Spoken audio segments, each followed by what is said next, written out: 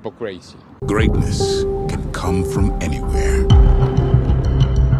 I draw inspiration from the Filipino people and to God and my family. Hard work is the most difficult things in boxing. Let's get into it. Before we get into the video, I just want to show some love to my big sis. Happy birthday. Hope you have a blessed day. Now let's get into this video. I know SPENCE fans are not going to like what I say, but listen, y'all saw the title. Terrence Crawford does have more tools than SPENCE. In fact, when you look at the comparison of skill sets, Terrence Crawford's skill set and toolbox is looking like Home Depot.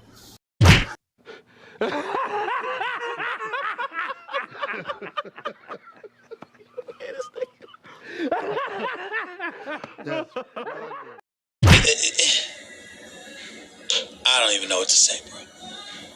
This is must-see TV. This is box office. Let me tell y'all something. Terrence Crawford has been preparing for SPENCE ever since he came to 147, quiet as kept, low-key. Really think about it. Terrence Crawford was undisputed at 140, 3-division champion. Now he comes to 147, possibly he could become a 2-division undisputed champion. He knew that SPENCE was the top guy at 147 before he came to 147. This is Terrence Crawford. So Bud, being the competitor and champion that he is, he knew that at some point he was going to fight SPENCE. We both heard these guys saying, well, I don't need this and I don't need this. I still have a Hall of Fame, legendary career and all that, especially Terrence Crawford. I never agreed with that. I always said that Bud needed to fight SPENCE at 147 to solidify his spot at 147 and his legacy at 147 and his overall legacy in the sport of boxing. Now we have the fight. And not only do we have the fight, but we could possibly have a trilogy. It's definitely going to be 2 fights because whoever loses this fight, they have 30 days to activate their rematch clause. And I don't care if Spence loses, if Crawford loses, their rematch clause is going to be activated and it's going to be a second fight. Will it be split? Who knows? If it is split 1-1, it's going to be a third fight because not only we are talking about supremacy and bragging rights, but we're talking about legacy. And Spence has fought some top guys, a lot of the top guys at 147. He's now facing, quote unquote, the 1A or the 1B at 147. That is Terrence Bud Crawford. Now, will he be successful? Spence fans, yet again, they expect SPENCE to not only win, but to dominate and break and shatter Terrence Bud Crawford. Now, Terrence Crawford fans expect Terrence Crawford to go into this fight and do the same thing. But the one thing that Crawford's fans, they do say, and I have to agree, is that Bud can't start this fight slow. Yes, he's going to have to download early, but he's also going to have to engage early. He can't lose rounds in this fight, especially early rounds. From the first round to the 5th round is going to be very important because if it's neck and neck, SPENCE, he usually turns it up later rounds of the fight, and so does Terrence Crawford. Because once he starts to figure you out, this is Terrence Crawford, he starts to break you down. But SPENCE, he does the same thing, but he breaks his opponents down physically, systematically throughout the fight. Crawford, he breaks his opponents down mentally and physically. Now, the mental aspect is something that SPENCE wants to bring to this fight because, like he said, he wants to break Crawford down in every way. He wants to beat him in every way. So that means outsmarting Terrence Crawford and also physically being dominant against Terrence Crawford. That's not going to be an easy task. Bud is not going to come into this fight and lay down and get hit with 100 jabs or get hit with 150,000 body shots like people think that SPENCE is going to do. No. Will Bud get hit by SPENCE? Yes, he will. Yeah, of course. Of course. Terrence Crawford ain't Floyd Mayweather, but he does move very well. He's very slick. He can, he can avoid shots. I think he's the more athletic and mobile competitor between the two. The better punch selection between the two. But if he can time SPENCE's jab and come over the top with the counter jab, then Spence is going to be in trouble because we already know Crawford can fight off of the back foot, and Spence is going to press him. But Spence may do just like we did to Mikey Garcia. A lot of people thought that he was going to come into that fight with a certain game plan, but he flipped the script and he wound up boxing. Now, if Spence can keep Crawford in the middle of the ring, I think that'll probably work to the advantage of Terrence Crawford. He's going to have to put that pressure on, get Crawford on the ropes, and try to chip him and chop him down.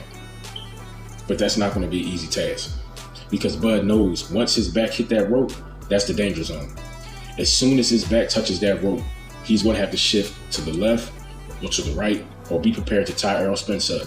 He cannot allow Errol to unload those shots while Terrence Crawford back is against the ropes or in the corner. He is going to get stopped. He's going to get stopped, and he's going to get hurt. And by the 8th, 9th round, Terrence Crawford is going to be feeling the abuse, the physical abuse. Forget the mental. He's going to feel the physical abuse, and this fight may not go 12 rounds, because once your body goes, it's harder to keep those hands up, and eventually you're going to get caught with a shot. Now, if Crawford could take Spence's power, and vice versa, if Spence can take Crawford's power, this fight is going to be a war. This fight will not only go 12 rounds, but this fight is going to be a war. Both of these guys are going to get bloody. Sean Porter showed when he fought Errol Spence that Spence can get touched up. Spence can get touched up. And Crawford has the ability to touch Spence up. And Spence has the ability to nullify some of the things that Crawford can do. That's where that Home Depot-like toolbox is going to come into play, because we're going to have to see some tools and attributes and game planning like we've never seen before from Terrence Crawford and Bo Mack and company. They're going to have to really cook up something special, and a lot of things that we may not have seen Bud do in previous fights, because he may not have had to because of his level of opposition against Errol Spence. He's going to have to pull out all the stops. We're going to have to see a legendary performance. But guess what? Talk Make You Stand Up, it's your boy. Smash that like button. That's what Terrence Bud Crawford said he's going to bring to the table come July 29th. He said he's going to show you greatness. He's going to show you why I'm pound for pound the best fighter in the sport of boxing, let alone the welterweight division. So both of these guys are promising greatness. Both of these fighters are promising a legendary performance come July 29th. Question is, will it happen? If both of these guys show up 100%, no injuries, in the best shape of their life, hands down, it's going to be a great fight. And at the end of the day, that's all you can hope for. Both competitors have said they're not going in there looking for the knockout, although Spence kind of switched up. And at first he was saying that, then he said he wants to go in there and break him and go for the knockout and all that. But there again, you can say that, but the likelihood of that happening, because that's saying that Crawford is not going to put up a fight. Terrence Crawford is not going to try to avoid those shots that can get him in trouble, that can get him hurt, that can possibly put him to sleep, especially the body shots. Bud said himself, don't try that body shot shit with me. So I told you guys, Terrence Crawford has been preparing for this fight mentally and physically for years. Not just since this fight has been made. You already know he's already in great shape. We see that already. Now, Errol Spence is starting to physically catch up. He's also looking in phenomenal shape. But I told you guys, I'm telling you guys, I'm reiterating and telling you again. Terrence Crawford has been preparing for Errol, the true Spence, for years. For years. So we are going to see something special come July 29th. Who toolbox is going to win? Simple as that. Who's going to be able to pull out all the stops and get the job done come July 29th? You can have a phenomenal trainer, which both of these two top-tier competitors do have.